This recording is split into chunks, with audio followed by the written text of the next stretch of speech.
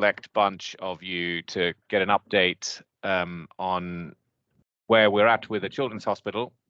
And I thought what we would do for a few minutes before just having, a bit of a discussion is just, I'll share some slides with you that I took to the Children's Hospital Away Day earlier in January, where I had the privilege of just going back over the last 12 months and pulling out some things that have happened. So I thought I would just share that with you and remind you. Can you see that? Yes. Slide? Yeah. Okay.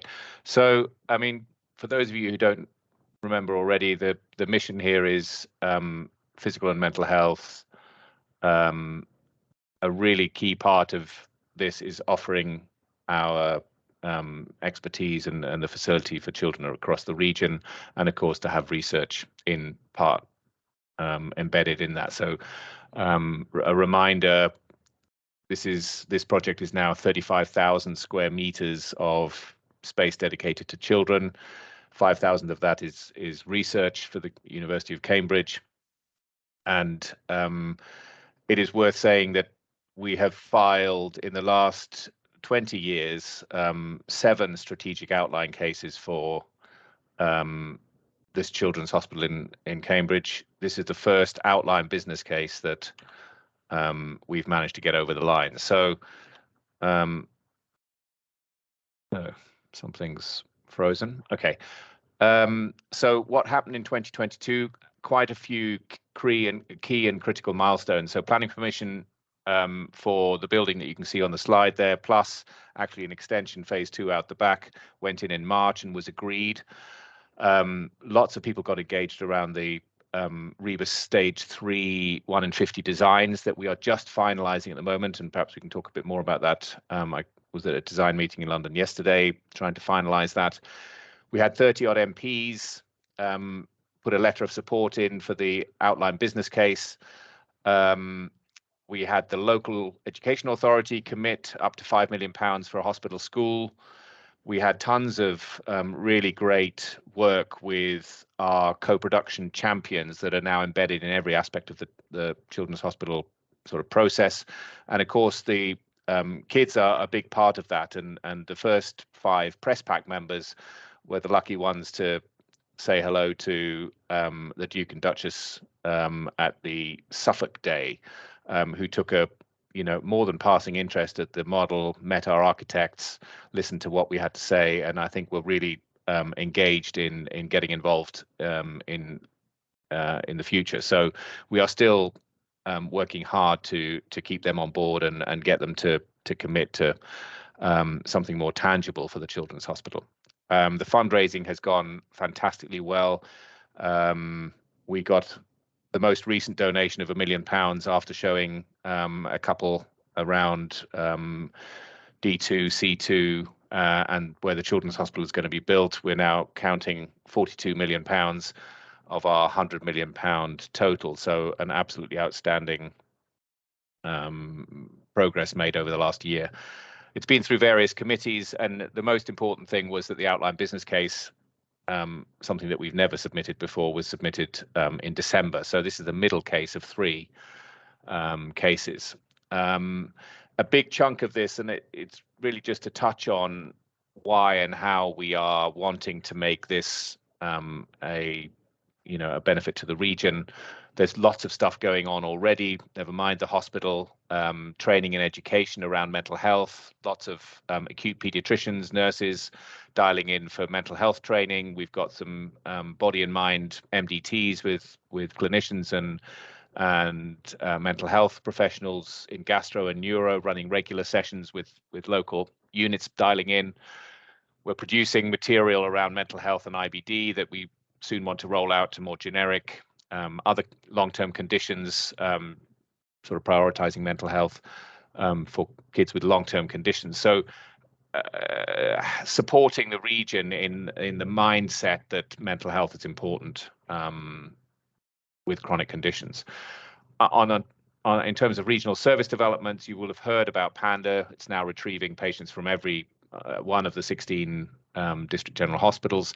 And there's a really cool gadget that is developed by the Panda team and the neonatal intensive care, which allows us to see patients with a camera on wheels, essentially, in a number of units around the region to provide live decision support, talk to families directly face to face on screens, and provide some sort of local advice without having to ship all these kids necessarily to CUH. So you're going to be seeing more of that coming through in other services.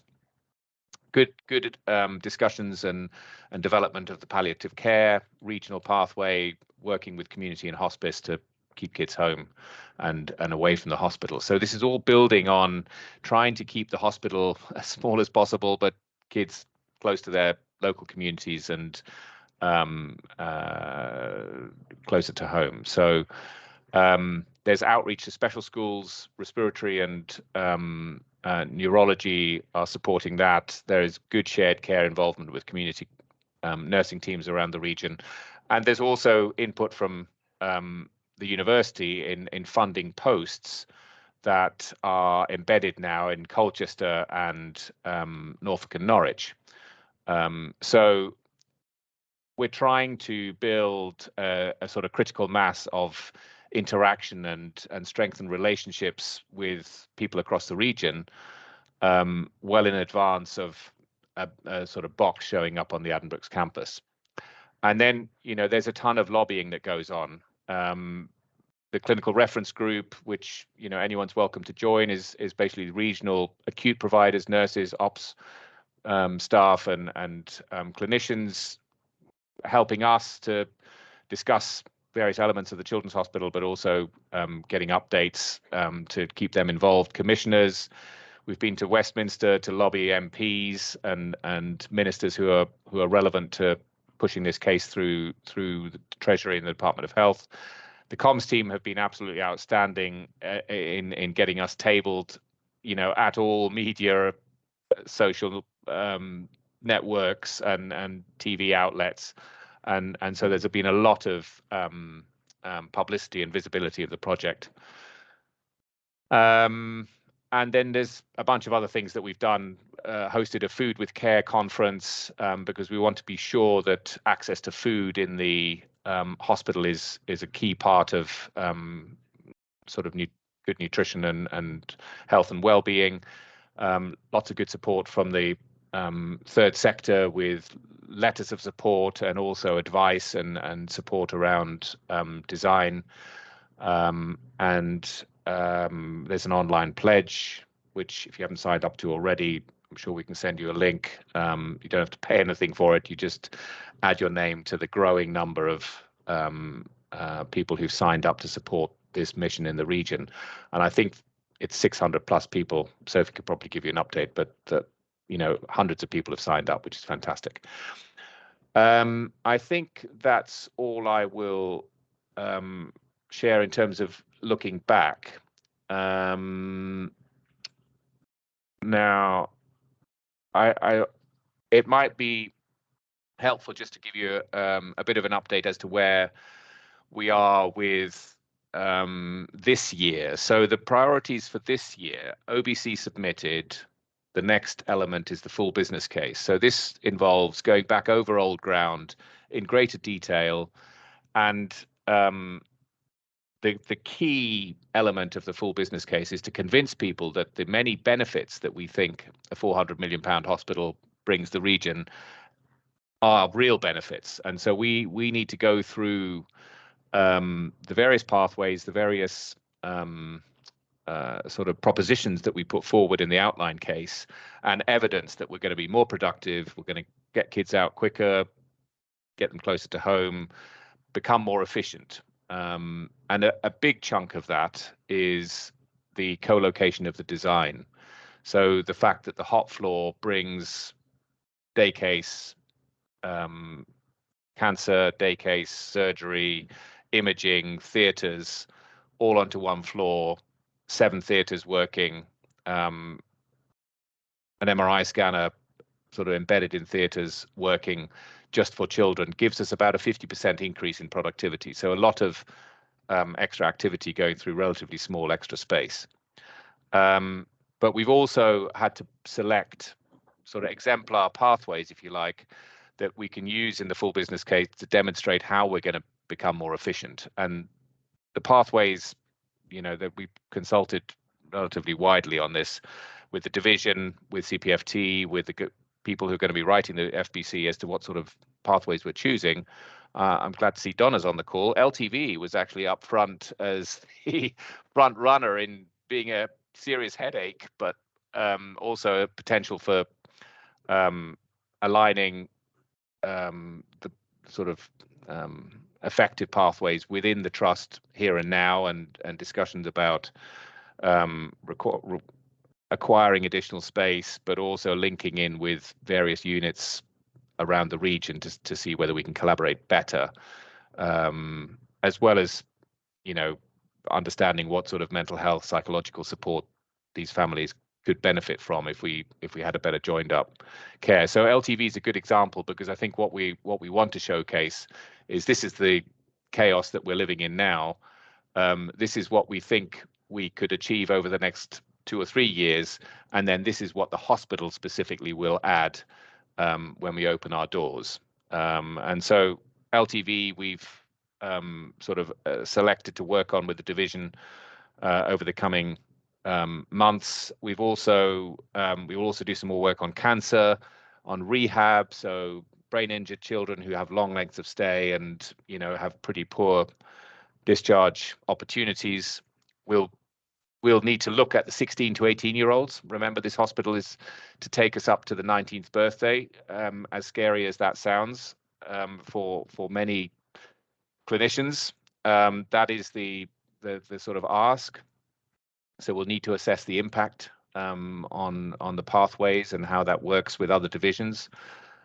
We also want to think again about eating disorder pathways, how we can manage those kids better in the community, and perhaps reduce some of the really long lengths of stay that are currently sat on the mental health beds. And then we will also go, there'll be lots of things to do, but we'll also go over again the emergency pathway and the out of hours provision of services. So there's a handful of pathways that we're going to work up in more detail, and many or all of you will be invited with your teams to join in the discussions, so that we can pull out the ingredients that will inform the FBC and hopefully convince the punters who are signing the checks to build the thing that the benefits that we have outlined are going to be delivered by this building. So that's a big chunk of sort of service transformation work that we'll need to do for the FBC. There is another round of design discussions. I said at the beginning, we spent almost a day yesterday with the design team in London, going through the 55 rooms that were discussed, reviewed, feedback incorporated, and have come up with almost all of them meeting the needs of the various people involved in the discussions. So that's the end of REBA 3, which is the sort of first level of detail on the 1 to 50 designs. But there will be another round, and Joe is here, I see, who was with us in London yesterday. There'll be another opportunity to talk through the detail of the rooms, although every iteration, the opportunity for major change gets less. And actually, we're expecting to have signed off fully the vast majority of spaces in the hospital, with just a few needing some additional tweaking and discussion. So the design will take a good chunk of time over the next 12 months to get us to the end of the full business case, because essentially that design needs to be nailed down to be handed off to the contractors. And that is the next big departure. Funding for the FBC requires us to get a contracting partner on board who's actually going to build the thing. And we're just in negotiations, testing the market about who that might be and how that might be. I mean, we have the minor issue of getting the rest of the money out of the government, but who knows what's going on there. We're hammering away, yanking every chain that we can to make ourselves a cause that you can't back away from. So I think that's probably enough waffling on from me. I don't know, Joe, if there's anything about the design or engagement work that is worth mentioning. I suppose just probably thinking about looking at ward allocation and things their plans that we've got coming up.